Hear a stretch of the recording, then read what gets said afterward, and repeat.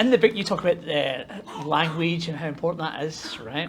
So I need to make sure I get this right and all right. So, Okay. so tell me, why do you think we should mind our words when we're talking about safety? All right, this goes right back to the beginning, my introduction to health and safety. So, by the way, I didn't choose health and safety. It wasn't a career path I had lined up. Frankly, I was dragged kicking and screaming into it. And I had a background in ClinSight, but also in grief counselling. And so, because of that, EAP providers used to sort of bring me in after fatalities or after significant incidents. And so they brought me into this very humanistic counselling work. But at the same time, these other processes had already begun. Things like, you all know this stuff, right? Incident investigations, audits by safety officers, often looking at violators, offenders, breaches of golden rules. I remember thinking at the time, where the hell else in the organisation do we use that language? Sorry, baby. But we use it in safety, right?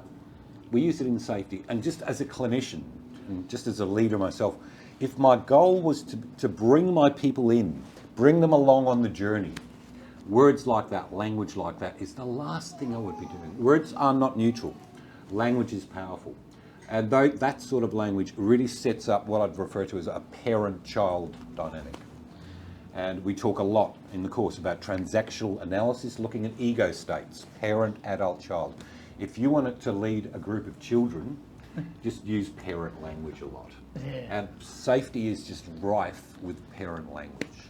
Yeah, For what reason? Yeah.